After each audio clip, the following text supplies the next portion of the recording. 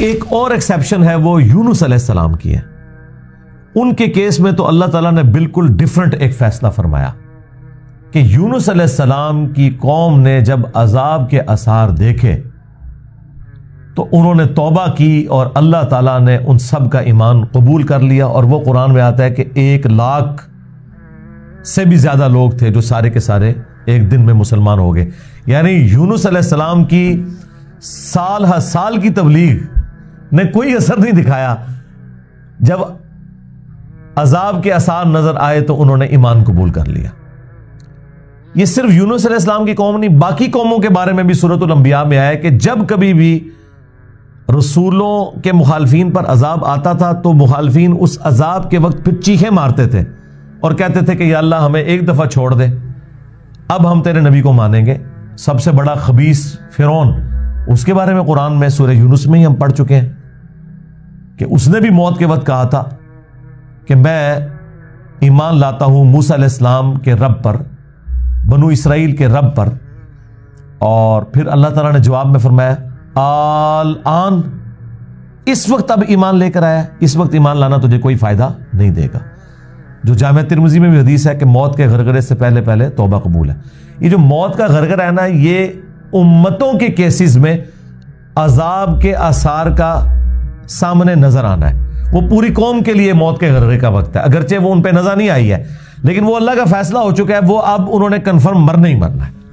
وہ آثار جب نظر آنا شروع ہوئے تو باقی قومیں بھی آہو بکا کرتی تھیں، اس قوم نے بھی آہو بکا کیا اور اللہ تعالیٰ نے ان کے کیس میں وہ سن لیا اور انہیں بچا لیا. اور جب یونس علیہ السلام واپس آئے وہ تو دنگ رہ گئے کہ یہ کیا ہوا، میں تو انہیں عذاب کا وعدہ دے کے گیا تھا، یہ سارے کے سارے زندہ سلامت ہیں. اور اس سے بڑھ کر ان کو حیرانگی یہ ہوئی کہ وہ سب کے سب لوگ ایمان بھی لے آئے. تو اب حضرت یونس علیہ السلام کو وہ غم تو بھول گیا کہ میرا دیا ہوا وعدہ پورا نہیں ہوا. ظاہر ہے ایک امبیرسمنٹ تو تھی کہ آپ قوم کو کہہ کے یہ نکلے ہیں کہ اب تم پہ عذاب آئے گا اور عذاب نہیں آیا. تو امبیرسمنٹ تو حضرت یونس علیہ السلام نے فیل کی، لیکن اس کی کمپنسیشن اللہ نے اس حوالے سے کر دی کہ جو ان کا مقصد ہے وہ پورا ہو گیا کہ لوگ ایمان لے آئے.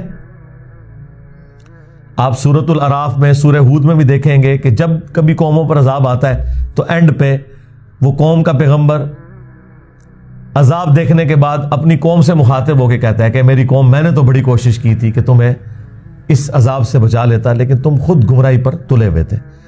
تو عذاب کے بعد بھی قوموں کا درد پیغمبروں کے سینے میں رہتا ہے، ایک نیچرل چیز ہے. رقیق القلب ہوتے ہیں نا جو پیغمبر ہوتے ہیں. تو یہاں پر جب انہوں نے دیکھا سب ایمان لے ہیں تو ظاہر ہے کہ وہ ایک ہیپی اینڈنگ ہوئی ہے.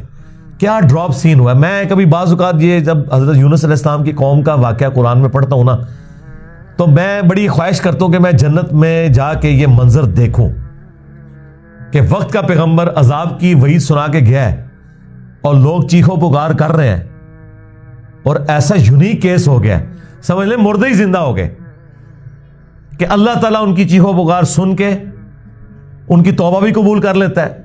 اور پھر یونس علیہ السلام جب واپس آتے ہیں ان کی حیرانگی کیا ہوگی. ٹھیک ہے، کیا ڈراپ سین ہوگا. میں کہتا ہوں جی اس طرح کی کوئی ٹریجک فلم نہیں ہو سکتی جو یونس علیہ السلام اور ان کی قوم کی ہے.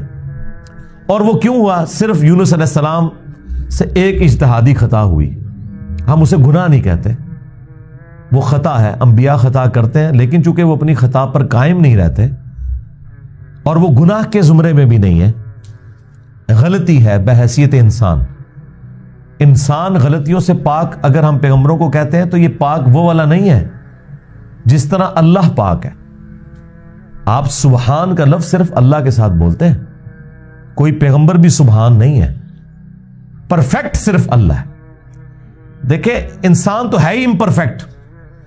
جب ہم نیند کے محتاج، کھانے پینے کے محتاج، اس کے بعد ٹوائلٹ کے محتاج اور سب سے بڑھ کر اپنی زندگی کے لیے اپنے رب کے محتاج، تو انسان تو پرفیکٹ ہے ہی نہیں ہے. پرفیکٹ صرف اللہ ہے جو کسی کا محتاج نہیں ہے. غلطیوں سے پاک صرف اللہ ہے، باقی غلطی تو کسی سے ہو سکتی ہے. لیکن پیغمبر کو ہم جو کہتے ہیں نا کہ پیغمبر غلطیوں سے معصوم ہے، عصمت انبیاء کا عقیدہ، اس کا مطلب یہ ہے کہ وہ گناہ نہیں کرتے. خطا بہرحال ان سے ہو جاتی ہے اور خطا جب ہوتی ہے تو اللہ تعالیٰ ان کی ریمیڈی فرماتا ہے، ان کی اصلاح کرتا ہے. وہ اپنی خطا پر قائم نہیں رہتے، رجوع کر لیتے ہیں. اور جب رجوع کرتے ہیں تو امت کے لیے وہ رول ماڈل ہوتے ہیں. آج کی ڈیٹ میں رسول اللہ صلی اللہ علیہ وآلہ وسلم معصوم ہے کہ اگر زندگی میں کوئی اجتہادی خطا ان سے ہوئی تو اللہ تعالیٰ نے اس کی ریمیڈی فرما دی اور پھر اس غلطی کو معاف کر دیا. وہ گناہ نہیں تھا, یہ ذہن میں رکھیے گا. گناہ اور غلطی میں فرق ہے. گناہ وہ ہوتا ہے کہ جو پوری وعید معلوم ہونے کے باوجود انسان وہ ایکٹیویٹی پرفارم کر لے. اجتہادی خطا یہ ہوتی ہے کہ وہ ایک ایسی صورتحال اس کے سامنے آئے جس میں اس کے سامنے دو آپشن موجود ہوں اور اس میں سے وہ ایک ایسا آپشن اڈاپٹ کر لے جو اللہ کی مرضی نہ ہو, اور جو اللہ کی مرضی والا آپشن ہے اسے وہ ترک کر دے. اور یہ وہ بدنیتی پہ نہیں کر رہا, اس کی سمجھ میں ہے ہی یہ اس کا آپشن, وہ نافرمانی سمجھ کے نہیں کر رہا. جس طرح نبی علیہ السلام نے کیا, غزوہ بدر کے قیدیوں کو چھوڑ دیا. سورہ محمد میں یہ آیت نازل ہو چکی بھی تھی کہ جب تک فتنہ مکمل طور پر ختم نہیں ہو جاتا آپ نے ان کو قتل کرنا ہے, اپنے مخالفین کو. قتال کی آپ کو اجازت دی گئی. سورہ محمد کا نام ہی سورہ قتال ہے. ہاں, جب فتنہ ختم ہو جائے اس کے بعد جو جنگیں ہوں گی نا, اس کے بعد آپ کی مرضی ہے, چاہے تو فدیہ لے کے کافر قیدیوں کو چھوڑ دیں اور چاہے آپ انہیں قتل کریں.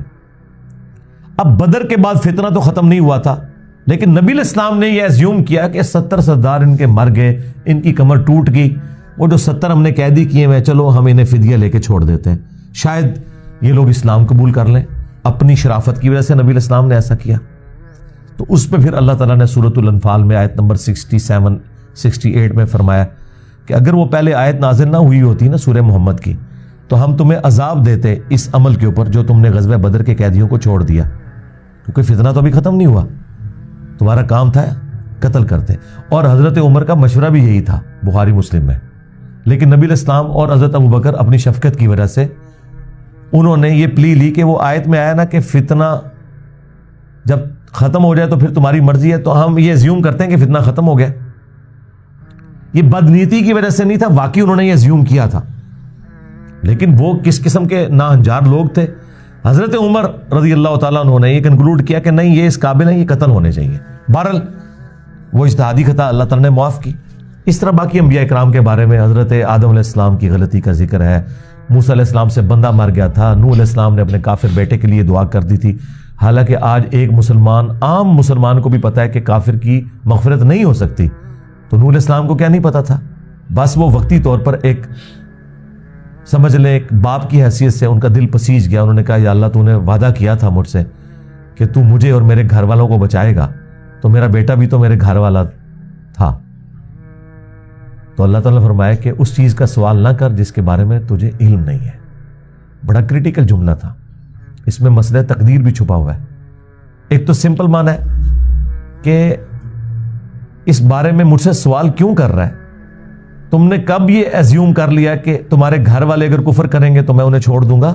گھر والوں سے مراد وہ گھر والے تھے جو ایمان لے کر آئیں گے. آپ کی بیوی نہیں لائی, ایک بیٹا نہیں لایا, باقی گھر والے لے آئے ایمان, تو بچ گئے.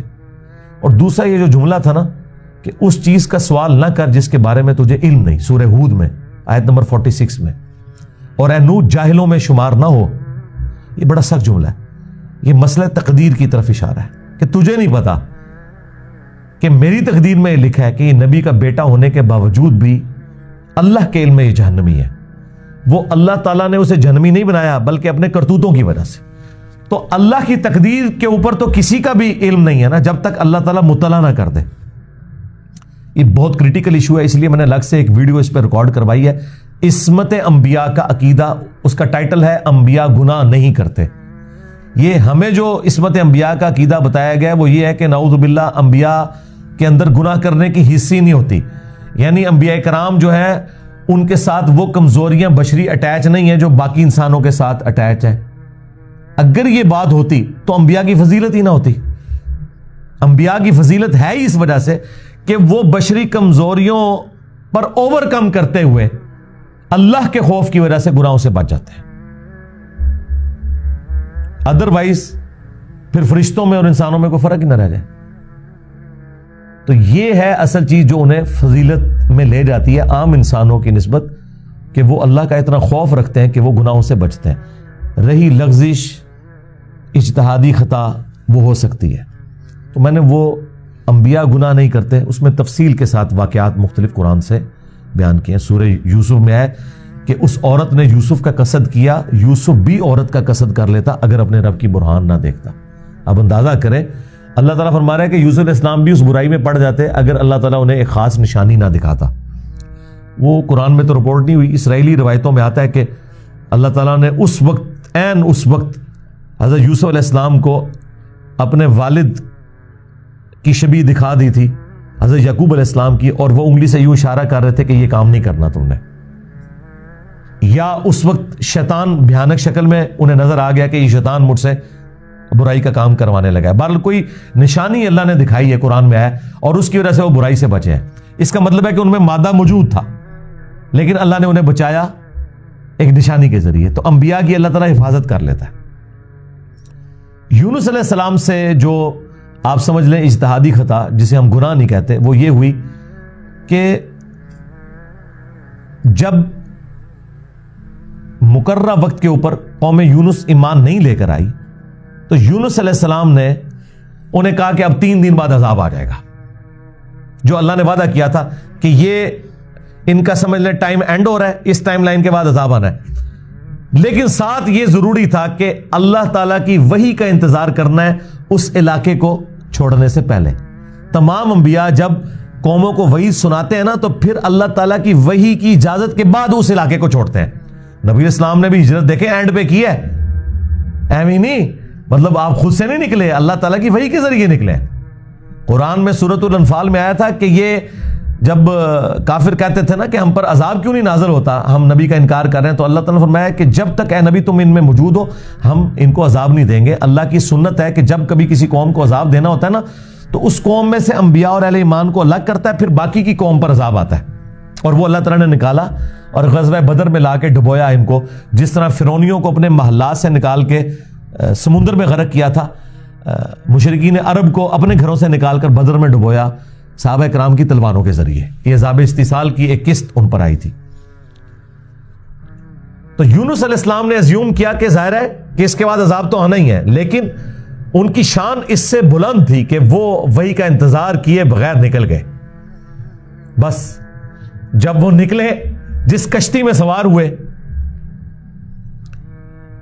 وہ کشتی جو ہے وہ بھنور میں پھنس گئی، اور ان کی اپنی ایک نارمز چل رہی تھی کہ اگر کشتی بھنور میں پھنس جائے تو یہ اس چیز کی علامت ہے کہ کوئی غلام اپنے آقا کی اجازت کے بغیر بھاگ کر آ گیا۔ پھر وہ قرعہ اندازی کرتے تھے، اور جس کے نام قرعہ نکلتا تھا اس کو فدیے کے طور پر وہ سمندر میں ڈال دیتے تھے۔ پہلی دفعہ قرآن اندازی کی گئی، بیلٹنگ، تو حضرت یونس علیہ السلام کا نام نکلا۔ ان کا نہیں یونس علیہ السلام تو اس طرح ہو ہی نہیں سکتا۔ دوسری بار، تیسری بار، تینوں بار یونس علیہ السلام کا نام نکلا قرآن اندازی میں۔ تو یونس علیہ السلام نے، اچھا قرآن میں اشارتاً اس کا ذکر ہے، اسرائیلی روایتوں میں تفصیل کے ساتھ ہے، لیکن یہ بالکل قرآن میں فٹ ان بیٹھتی ہیں۔ یعنی آپ کو یہ تو بتایا گیا کہ یونس السلام مچھلی کے پیٹ میں رہے، تو وہ مچھلی کے پیٹ میں پہنچے کیسے تھے؟ مچھلی کے پیٹ تک پہنچنے کے لیے تو آپ کو دوست چاہیے، نیچے ہے مچھلی، اتنی بڑی ویل مچھلی ہے، کوئی چھوٹی مچھلی کے پیٹ میں تو رہ نہیں سکتا بندہ۔ تو وہ حضرت یونس علیہ السلام کو انہوں نے سمندر میں پھینک دیا۔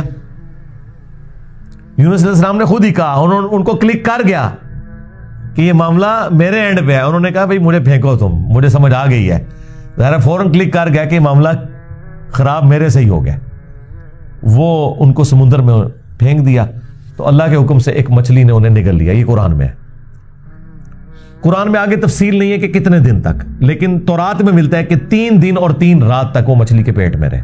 یہ ویسے پبلک مشہور ہے 40 دن، نہیں 3 دن ہے بس۔ وہی 3 دن، وہ جو 3 دن عذاب آنے تھے نا، وہ 3 دن انہوں نے مچھلی کے پیٹ میں گزارے، اور وہ 3 دن ان کی قوم نے زندگی موت کی کشمکش میں گزارے ہیں کہ ابھی عذاب آیا کہ آیا۔ ٹھیک ہے، توبہ ہے نہیں ہوئی کہ آئی ایم سوری تے توبہ قبول ہو گئی ہے، نہ 3 دن انہوں نے پی کٹی ہے بھائی جی۔ یہاں تو لوگ 1 دن جیل نہیں کاٹ سکتے، 3 دن تک انہوں نے وہ تکلیف کاٹی ہے، پھر اللہ تعالیٰ نے ان کی توبہ قبول کی ہے۔ اور یہاں پہ حضرت یونس علیہ السلام 3 دن تک مچھلی کے پیٹ میں، اندھیرے میں، اور دیکھیں اللہ نے ان کو ایسے کلمات سکھا دیے، مختصر تھے، پرفیکٹ تھے، بہترین توبہ، لا الہ الا انت سبحانک۔ سورۃ الانبیاء میں یہ دعا آئی ہے، اے اللہ تیرے سوا کوئی معبود نہیں، اور تو پاک ہے نا، پاک تو غلطی نہیں کر سکتا، انی کنت من الظالمین، بے شک میں ہی ظالموں میں ہوں، میں انسان ہوں، انسان سے غلطی تو ہوگی۔ تو یہ دعا اتنی اللہ کو پسند آئی کہ سورہ الصافات میں آیا کہ یونس اگر مچھلی کے پیٹ میں ہمیں ان الفاظ کے ساتھ یاد نہ کرتے تو پھر مچھلی کے پیٹ سے اسی دن نکالے جاتے جس دن مردے اپنی قبروں سے نکالے جائیں گے، قیامت کے دن تک مچھلی کے پیٹ میں رہتے، یعنی مچھلی کا پیٹ ان کی قبر بن جاتی۔ اتنا غصہ ایک جملے نے ٹھنڈا کر دیا، اور ساتھ اللہ نے فرمایا کذالک ننجی المؤمنین، ہم اہل ایمان کو اسی طریقے سے نجات دیں گے، یعنی جو بھی یونس والے طریقے سے ہماری طرف متوجہ ہوا اسے بھی ہم نجات دیں گے۔ یہ دعا ہمیں اتنی پسند ہے کہ جو ان الفاظ کے ساتھ ہم سے معافی مانگے گا ہم اسے بھی نجات دیں گے۔ جامعہ ترمذی میں حدیث ہے، جو یونس علیہ السلام کی دعا کے ذریعے اللہ کی طرف متوجہ ہوا اللہ تعالیٰ کبھی اسے محروم نہیں لوٹائے گا۔ لا الہ الا انت سبحانک انی کنت من الظالمین، اور جمع کے صیغے سے پڑھیں گے تو لا الہ الا انت سبحانک انا کننا من الظالمین، وہاں تھا انی کنت من الظالمین، یہ ہے انا کننا من الظالمین۔ دونوں طریقے سے آپ دعا مانگ سکتے ہیں، بہترین دعا ہے یہ، اسم اعظم ہے دعاؤں کی قبولیت کے لیے۔ قرآن میں بھی آیا کذالک ننجی المؤمنین، اور جامعہ ترمذی میں بھی آیا کہ جو اس دعا کے ذریعے اللہ کی طرف متوجہ ہوگا اللہ تعالیٰ اسے محروم نہیں لوٹائے گا۔ لہذا جو جامعہ ترمذی میں حدیث ہے نا کہ اللہ کی حمد اور دروشی پڑھ کے دعا کرو تو قبول ہوتی ہے، تو وہ اللہ کی حمد میں نا آپ اس کو شامل کریں، لا الہ الا انت سبحانک انی کنت من الظالمین۔ یہ اللہ کی بیسٹ حمد بھی ہے اور بیسٹ استغفار بھی ہے، اور ایسا استغفار ہے کہ اللہ کی رحمت کو ٹریگر کرنے والا ہے۔ دیکھیں آپ نے اللہ تعالیٰ کی کس چیز کو ہائی لائٹ کی ہے کہ یا اللہ تو پاک ہے، تو غلطی کر نہیں سکتا، اس کی عظمت مان لی، اور پھر ساتھ ہی کہا کہ مجھے تو نے بنایا ہی ایسا ہے کہ میں غلطی کروں گا، تو دیکھ میں کمزور ہوں، میں مان رہا ہوں میں غلطی کروں گا، تو کر بیٹھا ہوں تو معاف کر دینا۔ اس سے بیسٹ انداز نہیں ہو سکتا اپنی غلطیوں پر معافی مانگنے کا۔ تو یہ حرز جام بنائیں، لا الہ الا انت سبحانک انی کنت من الظالمین۔ یقین کریں یہ دعا آپ کے سامنے یونس علیہ السلام ہو، مچھلی کا پیٹ، گپ اندھیرا، 3 دن 3 رات، دنیا میں کوئی آ کے آپ کو ریسکیو نہیں کر سکتا، اور موت سامنے نظر آ رہی ہے۔ حضرت یونس علیہ السلام اسی طریقے سے بچے ہیں جیسے مردہ کو زندہ ہو جائے، اور یہاں لوگ کہتے ہیں بڑا گرم ذکر ہے جی، خوشبو لا کے کرنا چاہیے اور صاف ستھری جگہ۔ بھائی جس نے یہ کیا تھا اس سے زیادہ تعفن والی جگہ کوئی نہیں تھی، مچھلی کا پیٹ۔ یہ تو چلتے پھرتے، نہ اس کے لیے وضو ہونا شرط ہے، نہ اس کے لیے غسل ہونا شرط ہے، اس کے لیے صرف ایک نیک نیتی کے ساتھ اللہ کی طرف متوجہ ہونا شرط ہے کہ آپ مان لیں کہ آپ کمزور ہیں، طاقتور وہ ہے، آپ غلطی کریں گے وہ غلطی نہیں کرتا، آپ معافی مانگیں گے وہ معافی دینے والا ہے۔ اللہ بھی التواب ہے اور بندے بھی توبہ کرنے والے ہیں۔ اللہ کی توبہ یہ ہے کہ جب آپ اللہ کی طرف رجوع کرتے ہیں، توبہ کا مطلب ہوتا ہے رجوع لانا، تو اللہ آپ کی طرف رجوع لے آتا ہے۔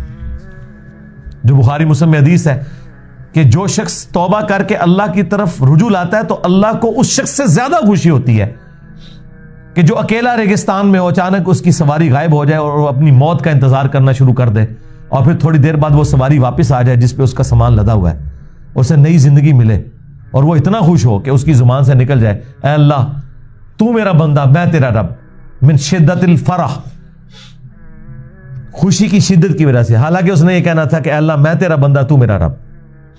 اس سے زیادہ اللہ تعالیٰ کو خوشی ہوتی ہے جو بندہ رجوع لے آتا ہے۔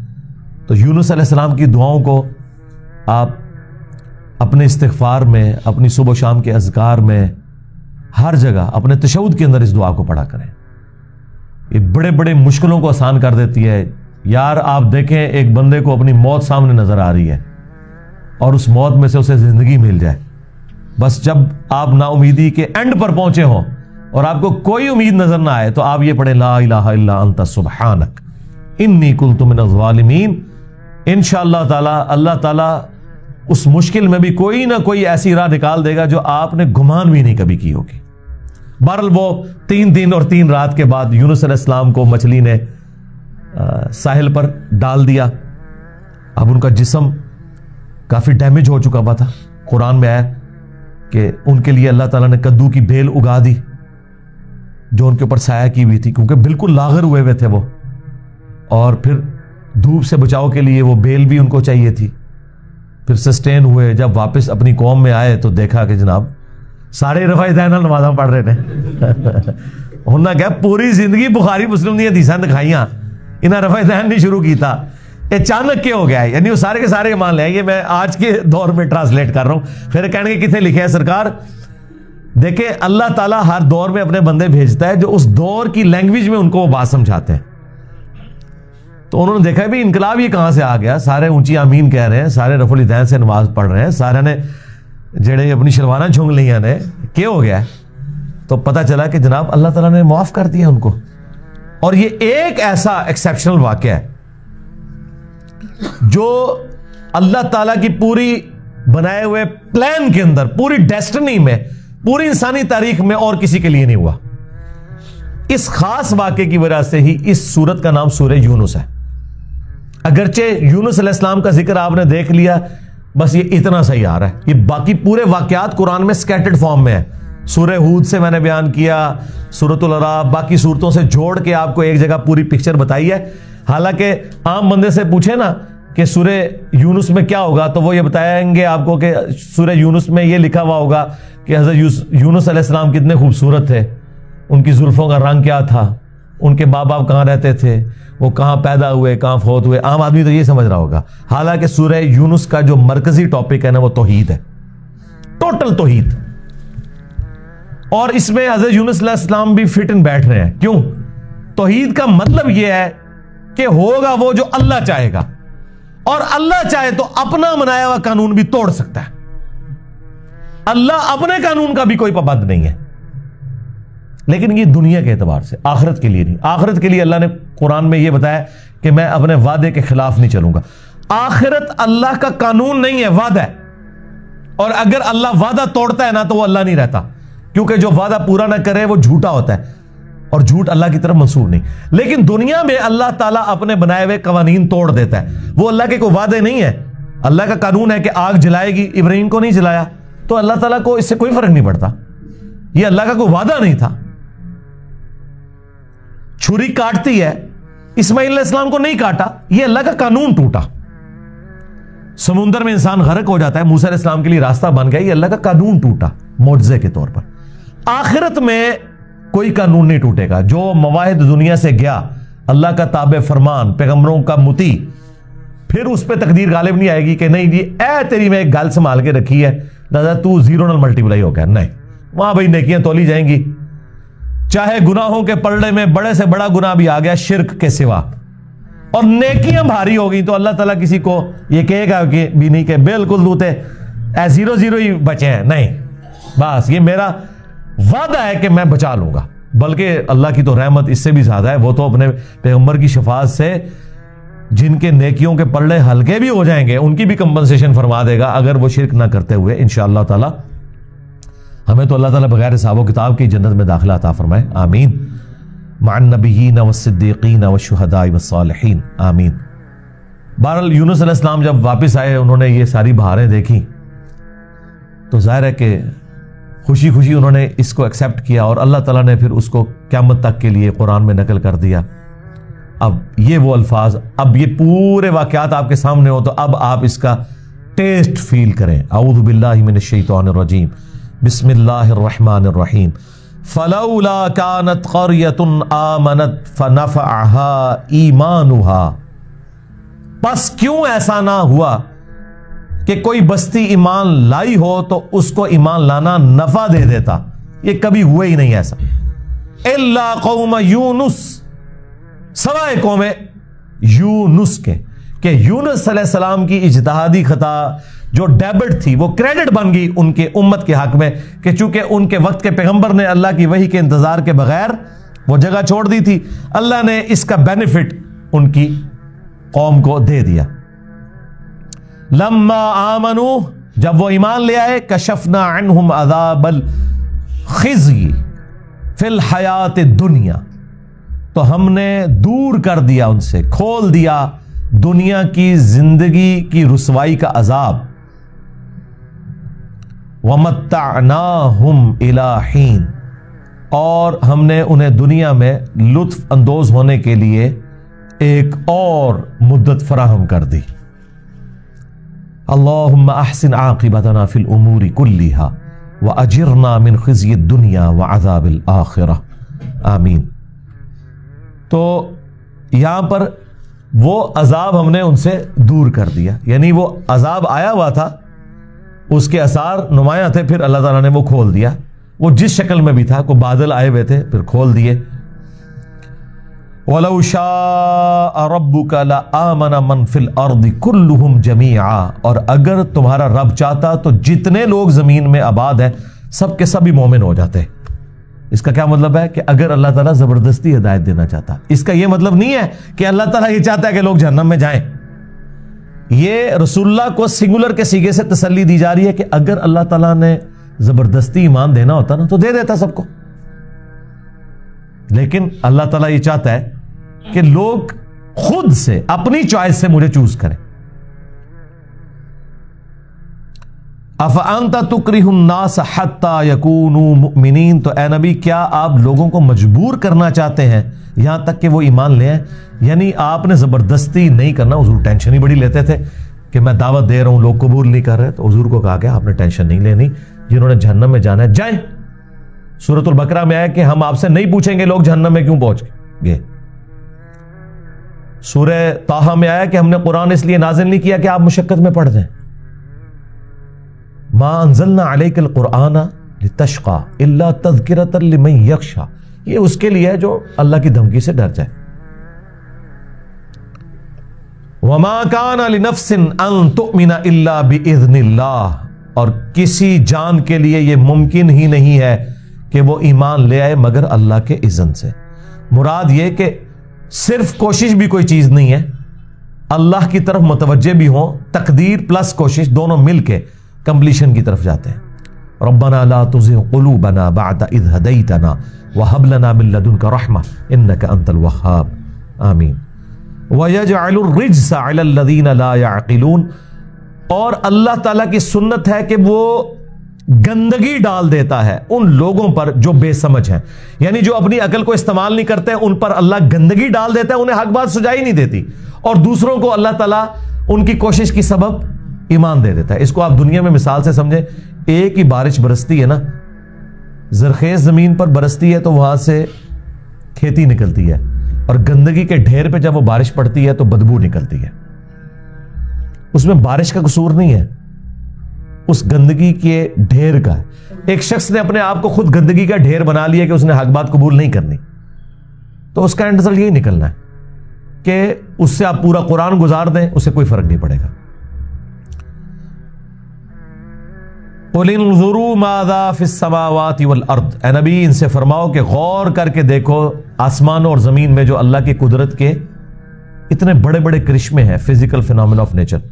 وَمَا تُغْنِ الْآيَاتُ وَالنُّذُرُ عَنْ قَوْمٍ لَا يُؤْمِنُونَ، لیکن اللہ تعالیٰ کی نشانیاں قدرت کی اور پیغمبر جو ڈر سنانے کے لیے آتے ہیں وہ ان لوگوں کو نفع نہیں دے سکتے کہ جو ایمان نہیں لانا چاہتے، ان کا کوئی علاج نہیں ہے۔ وہی ڈاکٹر صاحب جو فرمایا کرتے تھے نا کہ سوئے ہوئے شخص کو تو آپ جگا سکتے ہیں، جو آنکھیں بند کر کے مکرا بن کے لیٹا ہے وہ تو پہلے ہی جاگ رہا ہے، اب آپ اس کو کہہ رہے ہیں آنکھیں کھول، وہ کیوں کھولے؟ اس کا کوئی علاج نہیں ہے۔ فَهَلْ يَنْتَظِرُونَ إِلَّا مِثْلَ أَيَّامِ الَّذِينَ خَلَوْا مِنْ قَبْلِهِمْ، پس یہ مشرکین عرب کیا انتظار میں ہے اس طرح کے عذاب کے کہ جو ان سے اگلے قوموں کے اوپر گزر چکا، کہ ان پہ بھی وہی عذاب آ جائے۔ قُلْ فَانْتَظِرُوا، اے نبی ان سے فرماؤ کہ تم بھی انتظار کرو، انی معکم من المنتظرین، میں بھی تمہارے ساتھ انتظار کرنے والوں میں شامل ہوں۔ پھر یہ انتظار ختم ہوا۔ غزوہ بدر عذاب کی پہلی قسط تھی مشرکین عرب پہ، پھر غزوہ خندق جس میں مشرکین عرب نے مسلمانوں کو پاور، پھر الٹیمیٹلی صلح حدیبیہ پہ جا کے تسلیم کر لیا۔ حضور کے کیس میں جو عذاب استحصال ہے وہ صحابہ کی تلواروں کے ذریعے آیا، سورہ التوبہ آیت نمبر 14۔ جس طرح اگلی قوموں پر عذاب آتا تھا اللہ تعالیٰ کی طرف سے، چنگھاڑ کی شکل میں، طوفان کی شکل میں، پتھروں کی بارش کی شکل میں، یہ ایک ڈیفرنٹ اس حوالے سے موڈ تھا، عذاب ہے تھا بہرحال۔ ثم ننجی رسولنا والذین آمنوا کذالک، پھر ہم بچا لیں گے اپنے رسولوں کو اور جو ایمان لے کر آئے، بے شک ایسا ہی ہوا کرتا تھا۔ حقا علینا ننجی المؤمنین، یہ ہم پر مومنین کا حق ہے کہ ہم انہیں نجات دیں گے۔ یہ صحابہ کرام کو بھی تسلی دی جا رہی ہے کہ آپ کے کیس میں بھی الٹیمیٹلی ایک دن آئے گا کہ آپ کے پیغمبر اور آپ رسول اللہ کے جو جانثار ساتھی ہیں ان کو نجات ملے گی اور آپ کے مخالفین تباہ و برباد ہوں گے۔ بہرحال یہاں پہ اللہ کی رحمت کا بھی ایک ظہور ہوا کہ فتح مکہ کے موقع پر جب وہ آخری آفر دی گئی سورہ توبہ والی کہ یا تو ایمان لے آؤ ورنہ 4 مہینے کا ٹائم ہے، عذاب استحصال آئے گا اور قتل کیے جاؤ گے، تو اللہ کا شکر ہے کہ ان لوگوں نے اسلام قبول کر لیا۔ حالانکہ اللہ تعالیٰ کا 2/3 قرآن مکی دھمکیوں پر مشتمل تھا، جس میں دیکھیں کتنی بڑی بڑی دھمکیاں، یہاں سے تو صحابہ نے کنکلوڈ کیا ہوگا کہ سارے قریش ہی برباد ہو جائیں گے، لیکن میں وہ 8 عمر سیریز جب دیکھتا ہوں نا تو یقین کریں کیفیت طاری ہو جاتی ہے۔ کہاں 2/3 مکی قرآن کہ عذاب آ جائے گا، عذاب آ جائے گا، ایمان لے آؤ، ایمان لے آؤ، اور آخر میں معافی کی اناؤنسمنٹ ہو گئی ہے۔ یہ آفر دے دی کہ ٹھیک ہے معافی ہے، اگر عرب کی سرزمین چھوڑ جاؤ، یہاں رہنا تو ایمان قبول کرنا پڑے گا۔ سارے مسلمان ہو گئے، وہ لوگ جو جانی دشمن تھے ان کو ایمان کی دولت اللہ تعالیٰ نے دے دی۔ قل یا ایھا الناس، اے نبی فرما دیجئے اے لوگو، ان کنتم فی شک، اگر تمہیں شک ہے، من دینی، میرے دین کے بارے میں، فلا اعبد الذین تعبدون من دون اللہ، تو دیکھو میں تو ہرگز عبادت نہیں کروں گا اللہ کے سوا جو تم نے ہستیاں کھڑی کر رکھی ہیں، ولیکن اعبد اللہ الذی یتوفاکم، بلکہ میں تو عبادت کروں گا اس اللہ کی جو تمہیں موت دیتا ہے۔ زندگی موت کس کے ہاتھ میں؟ اللہ کے ہاتھ۔ اس میں ایک انڈائریکٹ دعوت بھی چلی گئی کہ جن ہستیوں سے مجھے ڈرا رہے ہو نا، وہ میرے نفع نقصان کی مالک نہیں ہو سکتی ہیں، زندگی موت اللہ کے ہاتھ میں۔ وَأُمِرْتُ أَنْ أَكُونَ مِنَ الْمُؤْمِنِينَ، اور مجھے تو یہی حکم ہوا ہے کہ سب سے پہلے میں اہل ایمان میں شامل ہوں، میں اللہ کے سامنے سر تسلیم خم کروں۔ وَأَنْ أَقِمْ وَجْهَكَ لِلدِّينِ حَنِيفًا، اور یہ کہ میں اپنا رخ سیدھا کر لوں دین حنیف کی طرف۔ حنیفہ کہتے ہیں سب سے ٹوٹ کر ایک اللہ کا ہو جانے والا، یہ حضرت ابراہیم علیہ السلام کی خوبی تھی۔ وَلَا تَكُونَنَّ مِنَ الْمُشْرِكِينَ، اور یہ کہ تم ہرگز شرک والوں میں شامل نہ ہونا۔ وَلَا تَدْعُ مِن دُونِ اللَّهِ، اور مت پکارو اللہ کے سوا ان ہستیوں کو، مَا لَا يَنفَعُكَ وَلَا يَضُرُّكَ، جو اے نبی نہ تمہیں کوئی نفع دے سکتی ہیں نہ نقصان۔ فَإِن فَعَلْتَ، اگر آپ نے ایسا کیا، فَإِنَّكَ إِذًا مِّنَ الظَّالِمِينَ، تو پھر آپ بھی ظالموں میں شامل ہو جائیں گے۔ یہ نبی علیہ السلام کو سنگولر کے سیغے سے خطاب ہے، لیکن بیسیکلی آپ کے ذریعے پوری امت کو خطاب ہے کہ آپ نے پکارنا کس کو ہے؟ جو آپ کے نفع نقصان کا مالک ہے، اور اللہ کے سوا کوئی اور ہستی نفع نقصان کی مالک نہیں۔ پھر سورۃ الاعراف میں جس شان سے آیا کہ نبی تم تو خود اپنی جان کے نفع نقصان کے لیے مالک نہیں ہو۔ اور اسی پہ میری وہ حال ہی میں ویڈیو آئی ہے جو میں خواہش رکھتا تھا کہ مرنے سے پہلے ایک ایسی ویڈیو ریکارڈ کرواؤں 2.25 گھنٹے کی، جس میں وہ توحید بیان ہو جو اللہ تعالیٰ نے قرآن میں انبیاء کی توحید بیان کی ہے۔ شیطانی توحید، شیطانی بابوں کا فتنہ، اس عنوان سے وہ ویڈیو ہے، اس میں نے آلموسٹ اس قسم کی ساری آیات کور کی ہیں۔ اب وہ مشہور زمانہ آیت آ رہی ہے جو میں نے دعا صرف اللہ ہی سے ریسرچ پیپر میں بھی لکھی ہے، کئی دفعہ بیان بھی کی ہے۔ یہ آیت جو ہے وہ سورہ الزمر میں بھی آتی ہے اور سورہ یونس میں بھی۔ وَإِن يَمْسَسْكَ اللَّهُ بِضُرٍّ فَلَا كَاشِفَ لَهُ إِلَّا هُوَ، اگر اللہ تعالیٰ کسی کو پکڑ لے سختی میں، تکلیف میں ڈال دے، تو اس تکلیف کو کوئی دور نہیں کر سکتا سوائے اس اللہ کے۔ اللہ اکبر. وَإِن يُرِدْكَ بِخَيْرٍ، اور اگر اللہ تعالیٰ تمہارے لیے خیر کا ارادہ کر لے، فَلَا رَادَّ لِفَضْلِهِ، تو پھر اللہ کے فضل کو کوئی رد نہیں کر سکتا. اللہ اکبر کبیرہ. اسی کانٹیکسٹ میں وہ دعا ہے جو بخاری اور مسلم دونوں میں موجود ہے. حضرت معاویہ رضی اللہ تعالیٰ عنہ نے خط لکھا مغیرہ ابن شعبہ کو اور کہا کہ مجھے آپ کوئی ایسی دعا بتائیں جو آپ نے خود رسول اللہ سے سیکھی ہو صلی اللہ علیہ وآلہ وسلم. تو پھر انہوں نے جوابی خط لکھا جو بخاری مسلم دونوں میں ہے کہ نبی الاسلام ہر فرض نماز کے بعد پڑھا کرتے تھے لا الہ الا اللہ وحدہ لا شریک لہ لہ الملک ولہ الحمد وہو علی کل شیء قدیر اللہم لا مانع لما اعطیت ولا معطی لما منعت ولا ينفع ذا الجد منک الجد. اے اللہ، اس کو کوئی منع نہیں کر سکتا جس کو تو عطا کر دے، اور جسے تو منع کر دے اسے کوئی عطا نہیں کر سکتا، اور کسی بھی شخص کو اس کا کوئی عہدہ تیرے مقابلے پر نفع نہیں دے سکتا.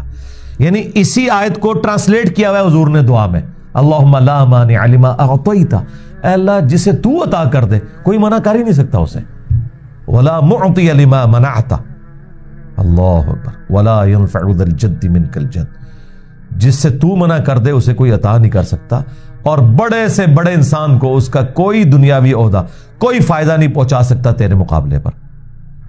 یہی عقیدہ یہاں پہ اب دیکھ لیں ان آیات اور ان دعاؤں کے ہوتے ہوئے بابت شاہی کوئی نہیں. ہاں، اللہ تعالی اگر کسی کو پکڑ لے تکلیف میں تو کوئی اس کی تکلیف دور نہیں کر سکتا. میری تکلیفیں ذرا گرنی شروع کریں. کیا پیشاب کا بند ہو جانا تکلیف نہیں ہے؟ ہاں جی، جن کا بند ہوا ہے ذرا ان سے پوچھیں یا ان کے گھر والوں سے پوچھیں کہ ان کو کس حالت میں ہاسپٹل لے کے جاتے ہیں. تو اللہ تعالیٰ فرما رہا ہے نا، کہتے ہیں کہاں لکھا ہوا ہے؟ قرآن میں لکھا ہوا ہے اگر اللہ تعالیٰ کسی کو پکڑ لے تکلیف کے ساتھ تو اس کی تکلیف کو دور نہیں کر سکتا. اس کو ٹرانسلیٹ کر لیں کہ اللہ تعالیٰ اگر کسی کا پیشاب بند کر دے تو اس کو کوئی دور نہیں کر سکتا. باقی دنیا میں علاج اللہ نے رکھے ہیں، وہ ظاہر ہے ڈاکٹر کے پاس آپ کو جانا پڑے گا، اور ڈاکٹر بھی اتنا ہی علاج کر سکتا ہے جتنا کر سکتا ہے. اگر ڈاکٹر سے بھی اوپر ہو جائے تو بالکل نہیں، پھر وہ موت ہی نے اس کا صفایا کرنا ہے. لیکن بہرحال اللہ تعالیٰ نے دنیا کو اسباب کے ساتھ جوڑا ہوا ہے، وہ اللہ ہی نے سجھایا ہے کہ اس کا علاج یوں سرجری ہوگی. وہ اتنی آسانی سے نہیں ہوتا. ہاں، جب وہ پیشاب والی نالی داخل کرتے ہیں نا تو بڑے بڑے بزرگ کی بھی چیخیں نکل جاتی ہیں. ہاں، جن کے بارے میں آپ کہتے ہیں لا خوف علیہم ولا هم یحزنون، ان کو نہ کوئی خوف ہوتا ہے نہ کوئی غم ہوتا ہے. وہ جب پیشاب والی وہ نالی داخل کرتے ہیں تو پتہ چل جاتا ہے ایک بار انسان کو، تکلیف سے گزرنا پڑتا ہے. تو اللہ تعالیٰ اگر کسی کو تکلیف میں پکڑ لے اس کی کوئی تکلیف دور نہیں کر سکتا سوائے اس کے، اور اگر اللہ تعالیٰ خیر کا ارادہ کر لے تو اس سے کوئی خیر چھین نہیں سکتا سوائے اس کے. یصیب بہ من یشاء من عبادہ، اللہ تعالیٰ سرفراز فرماتا ہے اپنے فضل و کرم سے جس کو چاہتا ہے اپنے بندوں میں سے. وہو الغفور الرحیم، اور وہ بخشنے والا ہے، رحم فرمانے والا ہے. دیکھیں جی، اتنی سخت سخت باتیں کر کے بھی کنکلوژن کس پہ ہو رہی ہے کہ توبہ کر لو، معاف کر دیں گے.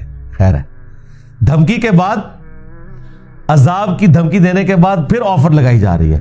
یہ اللہ تعالیٰ کا ہی رحم ہے. یہ حقیقت بات ہے کہ اللہ سے بڑھ کر کوئی رحم فرمانے والا نہیں ہے. اللہ تعالیٰ کا یہ بھی رخ ہے جو دیکھنے والی چیز ہے کہ اللہ تعالیٰ دھمکیاں دیتا ہے لیکن اینڈ پہ کہتا ہے کہ معافی مانگ لو، چھوڑ دوں گا. اچھا، ہم لوگ یہ سمجھتے ہیں کہ اللہ تعالیٰ یہ کہتا ہے کہ کام چک کے رکھو، معافی مانگو میں چھوڑاں گا، اور اس امید پہ معافی مانگو گے پھر گناہ کراں گا، اپنی اصلاح نہیں کرے گا. یہ چیز نہیں ہے. ہاں، وہ سورہ نحل میں، سورہ النساء میں آیا ہے کہ جو لوگ توبہ کریں اور اپنی اصلاح کر لیں تو اس کے بعد اپنے رب کو غفور الرحیم پائیں گے. جو بار بار یہ حرکت کرتا ہے اور اس نیت سے کرتا ہے وہ اللہ کے ساتھ مذاق کر رہا ہے. بار بار گناہ ہونا اور اس پہ توبہ کرنا معافی یقینی ہے، لیکن توبہ اس امید پہ کرنا کہ میں ابھی تو توبہ کر لیتا ہوں بعد کام پا لاں گا، تو وہ توبہ کی ہی نہیں اس نے. 2 نمبر ہے. ہاں، اس وقت تو پورے خلوص سے کی، بعد میں پھر بشری تقاضے کی وجہ سے ہو گیا. خیر ہے، وہ تو بھائی آپ قیامت تک بھی گناہ کرتے رہے. وہ مسلم شریف کی حدیث ہے کہ زمین و آسمان گناہوں کے بھی کوئی بھر کے لے آئے میری بارگاہ میں قیامت کے دن اور اس نے شرک نہ کیا ہوا، میں درگزر کر دوں گا. ہاں، وہ الگ بات ہے، وہ آپ نے معافی مانگنی ہے، لیکن اللہ تعالیٰ کا خوف بھی رکھنا ہے. یہ جو آیت ہے وَإِن يَمْسَسْكَ اللَّهُ بِضُرٍّ فَلَا كَاشِفَ لَهُ إِلَّا هُوَ، اس پہ 1-1.5 گھنٹے کا درس اور ہو سکتا تھا۔ توحید سے متعلق 10 دھوکے، یہ میری ویڈیو آپ دیکھیں۔ مجھے اپنے بعد تم سے شرک کا خوف نہیں، یہ ویڈیو دیکھیں۔ دعا صرف اللہ ہی سے، یہ ویڈیو دیکھیں۔ اور میرا ریسرچ پیپر ہے دعا صرف اللہ ہی سے، اس میں بھی میں نے اس آیت کو سینٹرڈ کیا ہے اور توحید بیان کیا۔ اور حال ہی میں جو 1.25 گھنٹے کی ویڈیو ہے، میں کہتا ہوں جی توحید پہ اب باقی ویڈیوز چھوڑ دیں، پہلے نمبر پہ یہ ویڈیو دکھائیں، شیطانی توحید، شیطانی بابوں کا فتنہ۔ یعنی جس چیز کو انہوں نے شیطانی توحید کہا تھا وہ اصل میں رحمانی توحید تھی، اور جس کو یہ توحید بنا کے پیش کر رہے تھے بابوں کو بیچ میں ڈال کے کہ ان کی بھی عبادت کرنی ہے، یہ بھی مشکل کشا ہے، وہ اصل میں شیطانی توحید تھی۔ قل یا ایھا الناس، اے نبی فرما دیجئے اے لوگو، قد جاءکم الحق من ربکم، بے شک تمہارے پاس تمہارے رب کی طرف سے الحق آ گیا۔ کیا؟ قرآن۔ وبالحق انزلناہ وبالحق نزل، سورہ بنی اسرائیل میں ہے کہ یہ قرآن حق کے ساتھ نازل کیا ہم نے، اور یہ حق کے ساتھ نازل ہوا۔ حق عربی زبان میں پرپس فل کو بھی کہتے ہیں، با مقصد چیز، اور حق سچائی کو بھی کہتے ہیں۔ تو اے لوگو الٹیمیٹ ٹروتھ وہ یہ قرآن کی شکل میں تمہارے پاس آ چکا ہے۔ فمن اہتدی، تو جو کوئی ہدایت کی روش اختیار کرے گا، فانما یہتدی لنفسی، تو اس کی ہدایت کا فائدہ بھی اسی کو ہوگا۔ یعنی کسی کو یہ وہم نہ آئے کہ یہ جو اللہ کہتا ہے نا کہ مجھے مانو، ایک اللہ کو مانو، قیامت کو مان لو، پیغمبروں کو مانو، کوئی اللہ اس سے کوئی بینیفٹ لینے والا ہے، نہیں۔ جو ہدایت پر آئے گا تو اپنے ہی نفع کو، ومن ضل، اور جو گمراہی کی روش اختیار کرے گا، فانما یضل علیہا، تو اس کی گمراہی کا وبال بھی اسی پر ہوگا۔ وما انا علیکم بوکیل، اور اے نبی ساتھ ان کو یہ بھی بتا دو کہ میں تم پر کوئی وکیل نہیں ہوں، نگران نہیں ہوں۔ یعنی اس حوالے سے بھی کوئی وکیل نہیں ہوں کہ میں تمہیں بار بار دعوت دوں اور پھر میں چیک کروں کہ دعوت قبول کر رہے ہو یا نہیں، جب تک قبول کر نہ لو اس وقت تک تمہیں دعوت دیتا رہوں۔ اور اس حوالے سے بھی کوئی وکیل نہیں ہوں کہ قیامت کے دن اللہ کی بارگاہ میں تمہارا مقدمہ لڑوں جبکہ تم نے حق بات قبول نہیں کی۔ جو بخاری مسلم میں آیا ہے کہ دیکھو میں نے تمہیں بتا دیا کہ تم نے جانوروں کی زکات دینی ہے، ایسا نہ ہو قیامت کے دن کوئی شخص اپنی گردن پہ اونٹ اٹھائے ہوئے ہو، اونٹ کس نے اٹھانا ہے، اونٹ چڑھا ہوگا اس کی گردن پہ عذاب کے طور پہ، اور وہ چیخے مارے اغثنی یا رسول اللہ، جو ہم اپنی سکول لائف میں بیج لگایا کرتے تھے، یا رسول اللہ ہماری مدد کیجئے۔ اور یہ جو الفاظ بخاری مسلم کی جس حدیث میں ہے نا، اس میں تو مطلب ہی کچھ اور ہے اغثنی یا رسول اللہ کا، کہ تم کہو گے اغثنی یا رسول اللہ اور میں کہوں گا میں نے دنیا میں تمہیں بتا دیا تھا، آج میں تمہارے کچھ کام نہیں آؤں گا۔ کسی کی گردن پہ گائے سوار ہو، کسی کی گردن پر بکری سوار ہو اور وہ چیخے مار رہا ہو، میں نے اللہ کا پیغام تم تک پہنچا دیا تھا۔ اور یہ بات یہاں پہ بھی آ رہی ہے، وما انا علیکم بوکیل، اے نبی آپ ان سے کہہ دیں، کیونکہ کل کے سیگے سے یہ آیت شروع ہوئی تھی، میں تمہارے اوپر کوئی وکیل بھی نہیں ہوں، میں نے کوئی تمہاری طرف سے اس طرح کا مقدمہ نہیں لڑنا کہ تم اللہ کے باغی ہو۔ ہاں اللہ تعالیٰ جب اذن دے گا اور پھر فرمائے گا کہ فلاں شخص کی سفارش آپ کریں تو وہ بھی اللہ کے اذن سے رسول اللہ کریں گے، خود دھونس اور زبردستی سے آپ علیہ السلام سفارش نہیں کر سکتے، سیدھی سی بات ہے۔ تو اے نبی فرما دو کہ میں تم پر کوئی وکیل بھی نہیں ہوں۔ سورہ صاد میں تو آیا وما انا من المتکلفین، اے نبی یہ بھی فرما دو میں تکلف کرنے والوں میں سے نہیں ہوں۔ اچھا دیکھیں یہاں پہ تکلف کے ساتھ بات کرنا نا خوش اخلاقی سمجھا جاتا ہے، یعنی جو بندہ اسٹریٹ فارورڈ ہوتا ہے کہتے ہیں انہوں گال کرنے تمیز نہیں ہے، اور رسول اللہ کی خوبی یہ بیان کی جا رہی ہے کہ آپ اسٹریٹ فارورڈ ہیں۔ وما انا من المتکلفین، اے نبی فرما دو میں کوئی تکلف کرنے والے میں نہیں ہوں۔ اچھا یہ آیت پتہ کہاں آئی ہے؟ جب سورہ صاد کنکلوڈ ہو رہی ہے قصہ آدم اور ابلیس کے اوپر، اور وہاں پہ اللہ تعالیٰ فرماتا ہے کہ جب شیطان نے کہا نا کہ میں تیرے بندوں کو گمراہ کر کے جہنم میں لے جاؤں گا، تو اللہ تعالیٰ فرمائے گا کہ میرا وعدہ بھی پھر سچا ہے کہ جو لوگ تیرے راستے پر چلیں گے تجھے بھی اور تیرے ماننے والوں کو میں جہنم میں پھینک دوں گا۔ دنیا میں ویسے آپ کسی بڑے بندے کو یہ دھمکی لگائیں نا کہ میں تیرے بندے اغوا کر لوں گا، تو وہ آگے سے پتہ کیا کہتا ہے؟ میں تکنا کون میرے بندے اغوا کرتا ہے، تیری جرت میرے بندے تو چک سکے۔ اور اللہ کیا کہہ رہا ہے؟ جب شیطان نے دھمکی لگائی نا میں تیرے بندوں کو اغوا کر کے جہنم میں لے جاؤں گا، اللہ نے کہا کہ اچھا میرے بندے اگر تیرے ساتھ لگتے ہیں جائیں جہنم میں، میرا کیا لینا دینا اس کے ساتھ، میں کوئی حفاظت نہیں ان کی کروں گا، میں نے پیغمبروں اور کتابوں کے ذریعے بتا دیا ہے، اب انہوں نے جہنم میں جانا ہے تو جائیں۔ اور پھر آیت آئی کہ اے نبی فرما دو وما انا من المتکلفین، میں کوئی تکلف کرنے والا نہیں، میں اسٹریٹ فارورڈ منہ پہ بات کرنے والا ہوں کہ تمہیں ایک بہت گمبھیر معاملہ درپیش ہونے والا ہے، مر کے اپنے رب کے حضور پیش ہونا ہے، یہ بہت سیریس کریشن ہے انسان کو جو اللہ نے بنایا ہے۔ اچھا دیکھیں اللہ نے انسان کو کتنا سیریس لیا ہوا ہے، قرآن پڑھیں تو آپ کو لگے گا، یعنی یہ اگر مخلوق کے لیے مثال بیان کی جائے نا کہ کسی شخص کی زندگی موت کا مسئلہ کسی مسئلے کو بنا لینا، اب اللہ تعالیٰ تو ظاہر ان چیزوں سے پاک ہے، اللہ تعالیٰ نے سب سے بڑا مسئلہ انسان کو بنایا ہوا ہے، چھڑنا نہیں میں تمہوں، اور انسان دیکھیں کتنا بے فکر ہے، وہ کہتا ہے جو کچھ بھی ہے تیرے محبوب کی امت سے ہے، اور محبوب کو کہا جا رہا ہے آپ کہیں وما انا علیکم بوکیل، اے نبی تم فرما دو میں کوئی تمہاری طرف وکالت کرنے والا نہیں ہوں۔ اب مجھے بتائیں میں اس کے بعد یہ کیوں نہ کہوں کہ مرنے سے پہلے اے مسلمان کر لے اس پہ غور، کتابوں کا خدا اور ہے، بابوں کا خدا اور، کتابوں کا پیغمبر اور ہے۔ یہ کتابوں کا پیغمبر وہ ہے جو یہ کہتا ہے وما انا علیکم بوکیل وما انا من المتکلفین، اور یہاں کہتے ہیں کہ جی وہ زبردستی بابے چھڑا لیں، اور بابے کو کسی نے کھنگڑ نہیں دینا۔ جو شفاعت بالاذن ہے اس کو ہم مانتے ہیں، شفاعت سے متعلق صحیح عقیدہ وہ میری ویڈیو آپ دیکھ لیں، وہ ہم مانتے ہیں، وہ شفاعت صرف نبی علیہ السلام نہیں کریں گے، تمام انبیاء کریں گے، فرشتے کریں گے، اللہ کے نیک بندے بھی شفاعت کریں گے، لیکن اللہ کے اذن کے ساتھ۔ وَاتَّبِعْ مَا يُوحَى إِلَيْكَ، اور اے نبی آپ بھی خود پیروی کریں اس وحی کی جو آپ کی طرف آ رہی ہے۔ یار یہ قرآن کی خوبصورتی ہے، نبی علیہ السلام کو بھی اسی طریقے سے قرآن و سنت کو فالو کرنا ہے جس طرح آپ کے امتیوں کو۔ آپ ذرا اس کا ٹیسٹ فیل کریں کہ اللہ کے مطیع ہونے میں اللہ کی نظر میں ایک گنہگار شخص ایک پیغمبر کے برابر ہے، اس نے بھی 5 وقت نماز پڑھنی ہے، اس نے بھی پڑھنی ہے، مرتبے کی بات نہیں ہو رہی، اوبیڈینسی کی بات ہو رہی ہے۔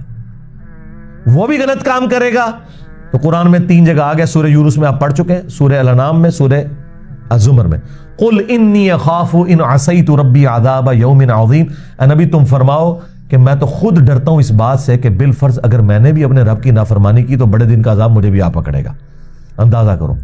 اور پھر اس پہ جو مور ہے بخاری مسلم کی حدیث، اے نبی کی بیٹی فاطمہ میرے مال سے جو لینا ہے لے لے، اگر اللہ کے حضور تو پکڑی گئی تو میں تیرے کچھ کام نہیں آؤں گا۔ اے نبی کے چچا عباس، اے نبی کی پھوپھی صفیہ، ایک ایک رشتے کو حضور نے خطاب کر کے کہا، کیونکہ سورہ شعراء میں آیت نازل ہوئی تھی کہ اے نبی اپنے قریبی رشتہ داروں کو ڈر سنائیے، پھر حضور نے ایسا ڈر سنایا۔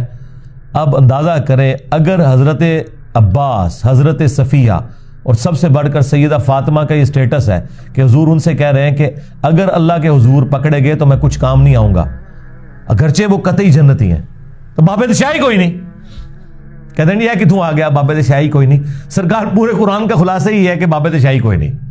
ہاں یہ ایک ایک شعر جو ہے نا ہمارا، یہ پورے قرآن کا خلاصہ ہے، یہ ڈاکٹرن ہے، یہ فلسفی ہے پوری، جو ظاہر ہے کہ جب آپ کوئی سلوگن کوئی جملہ بولتے ہیں تو وہ سارے کے ساری چیزوں کو ایک جگہ جمع کر رہا ہوتا ہے۔ فَبِأَيِّ آلَاءِ رَبِّكُمَا تُكَذِّبَانِ، یہ ایک سلوگن ہے، اس کے پیچھے قیامت مضمر ہے، تم اپنے رب کی کون کون سی قدرت کی نشانیوں کو جھٹلاؤ گے، وہ ہر نشانی اس کے اندر شامل ہے۔ تو اے نبی آپ بھی اتباع کریں اس وحی کی جو آپ کی طرف کی جا رہی ہے، وَاصْبِرْ، اور صبر اختیار کریں، حَتَّى يَحْكُمَ اللَّهُ، یہاں تک کہ اللہ کا حکم عذاب آ جائے آپ کے مخالفین پہ۔ اب یہ مکی قرآن ہے، اس وقت تو حضور کو نہیں پتا کہ اللہ کے ڈیوائن پلان میں کیا ہے، کیونکہ 13 سال ہو گئے، 125 بندے مسلمان ہوئے ہیں، اب حضور انتظار میں ہے کہ اب ظاہر مخالفین بار بار کہتے تھے کہ بھئی اتنا عرصہ ہو گیا تم دھمکیاں لگاؤ کہ عذاب آ جائے گا، تو عذاب تو کوئی نہیں آ رہا، تو حضور کو پھر بار بار تسلی دی جا رہی ہے۔ پھر اللہ تعالیٰ نے تو یہاں تک بھی بیان کیا ہے کہ دیکھو نوح کو دیکھو، 950 سال اس نے صبر کیا ہے، آپ کے 13 سال تو 950 سال کے مقابلے میں شاہی کوئی نہیں ہے۔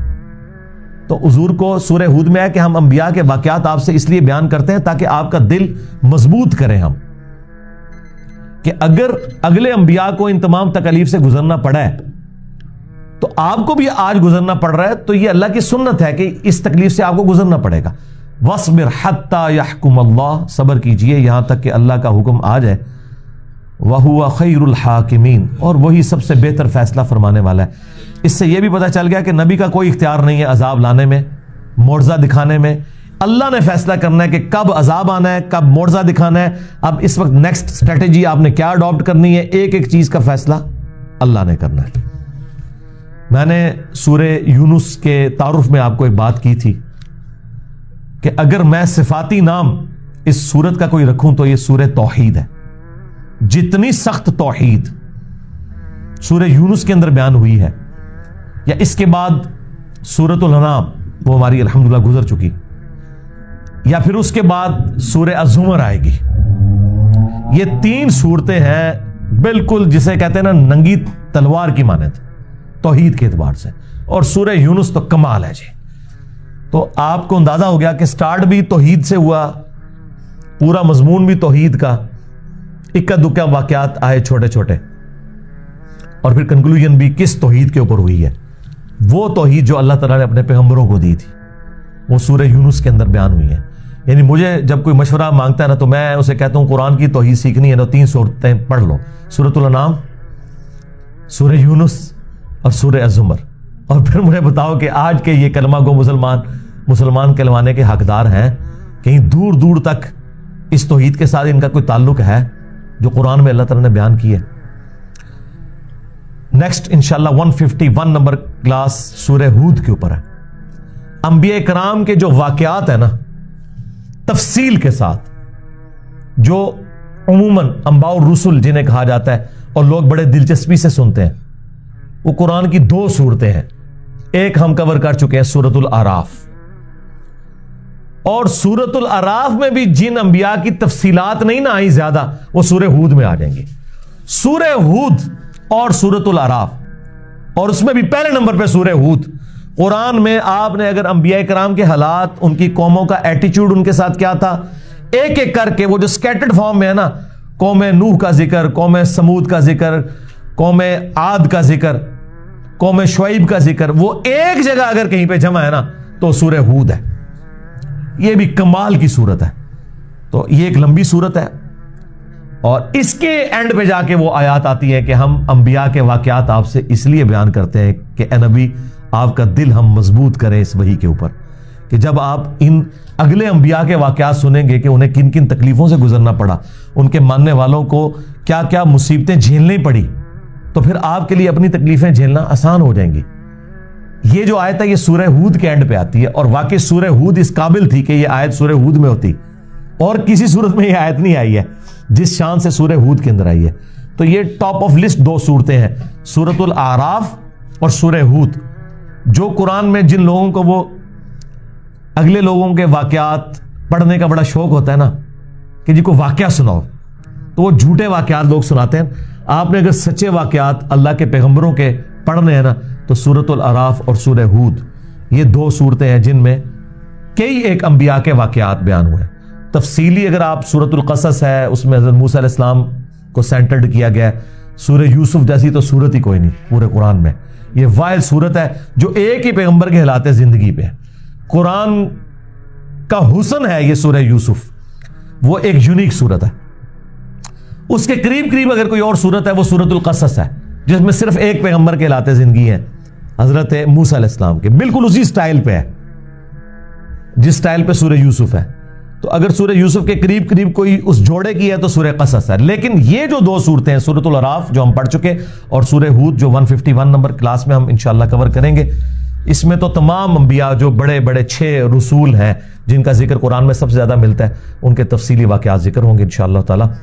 سبحانک اللہم وبحمدک، اشہد ان لا الہ الا انت، استغفرک واتوب الیک، وما علینا الا البلاغ المبین۔ جزاکم اللہ خیرا۔